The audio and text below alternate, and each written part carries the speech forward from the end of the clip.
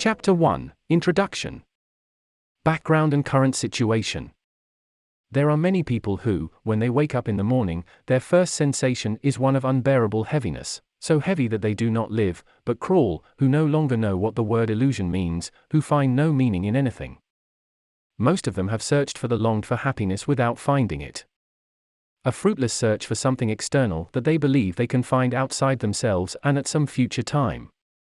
By making life an act of survival, we have confused happiness with well-being. And happiness has nothing to do with well-being.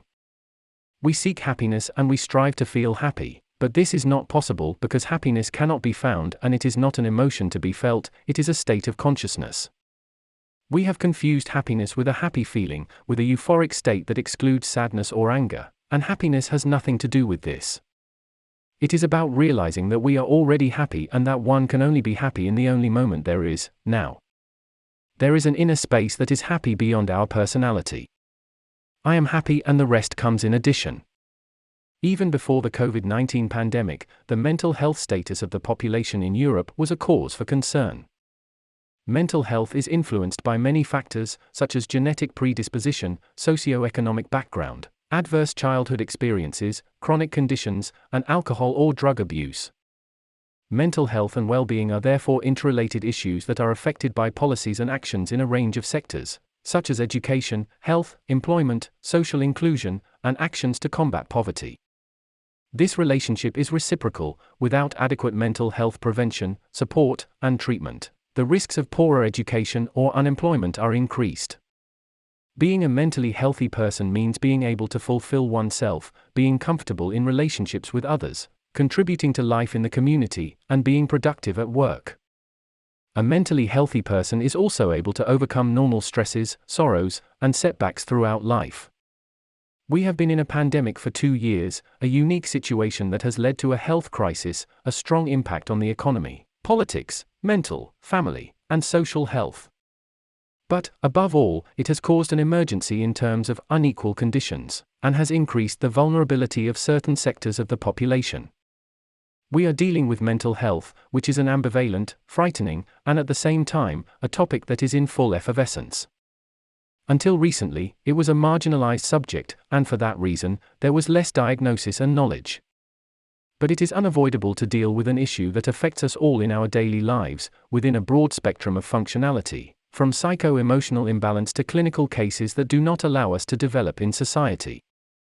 Thanks to access to information that was previously a privilege of only a few and the work of health organizations to make it more visible, we can now write a guide exclusively about the consequences of a topic such as COVID, or more succinctly, fear in mental health.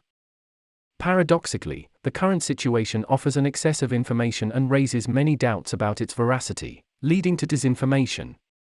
We are still in the process of emerging from these years of the pandemic. It is another year of transition where some people are still afraid and anxious about contagion, and the use of masks is mandatory in some places.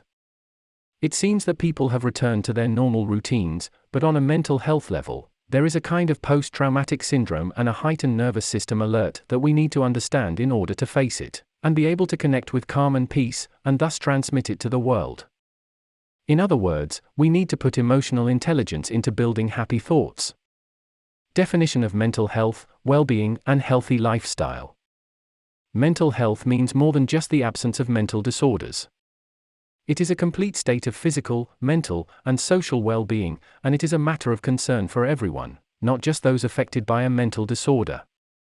Various risk factors, such as rapid social change, stressful working conditions, gender discrimination, social exclusion, unhealthy lifestyles, low educational levels, violence, and poor physical health, can lead to the development of mental disorders.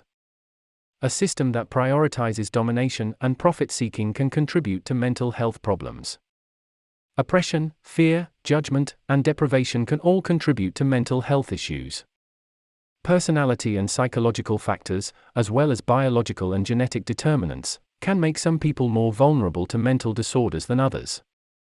However, self-knowledge is essential for maintaining good mental health.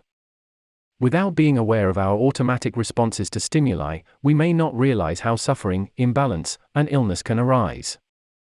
Furthermore, if we lack conscious education and upbringing, We may unknowingly project our fears and frustrations onto our children in an attempt to train them.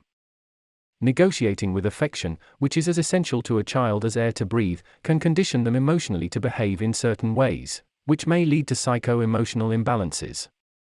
Overall, the text is grammatically correct, but some minor corrections were necessary to improve the readability and clarity of the text. Presentation and objectives of this handbook. Lately, professionals from different fields of care, human development, and education are clearly recognizing the strong influence that the COVID pandemic can have on people's mental health and emotional state, and more specifically on their well-being, socialization and learning processes. These professionals are shocked to witness all the emotional needs that their users raise every day, either as direct demands for support or in the form of psycho-emotional disorders, and how few tools they have to address them. That is why we have created this handbook. It was conceived to help better understand the origins of people's emotional distress caused by COVID and how to address it, in a practical way, enabling them to develop and function well on a personal, educational, and professional level. We will take a brief look at the effects of COVID-19 on mental health. We will delve into the mind to understand the thought process and thus be able to make decisions from a place of greater freedom. We will travel through the world of emotions in order to better manage them. We will understand how anxieties invalidate our ability to live. We will address the issue of mental health oppression as a catalyst for stigma, and overcome fear through the support networks that offer us a chance to connect with cooperation and the intelligence of life. Finally, we will look at the opportunities that life offers us to generate well-being. At the same time, this handbook aims to improve the quality of practitioners' teaching skills and resources to promote inclusion, prevent conflict and facilitate the academic and occupational success of adult learners, while enhancing their learning and social integration.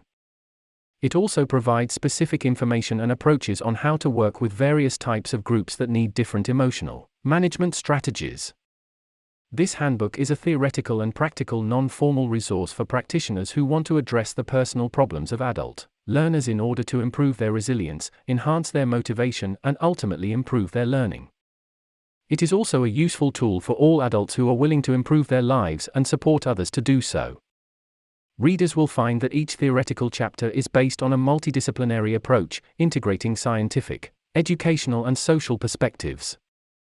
In addition, each chapter offers the opportunity to put into practice a number of exercises that will reinforce learning and help achieve emotional goals when working with groups of adults.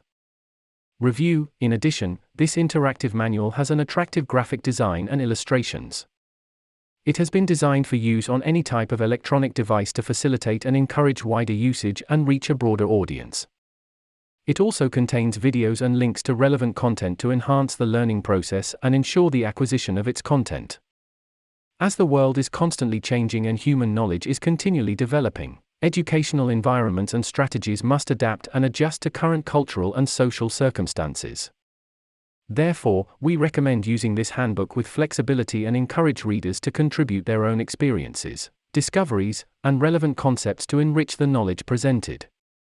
Our deepest wish is to inspire new reflections, visions, dynamics, and strategies for all educational environments that prioritize the emotional well-being of human beings, thereby promoting healthier and more enriched human, academic, and professional development. This handbook was funded by the Erasmus Plus program and is the result of the joint efforts, knowledge, and experiences of European partners.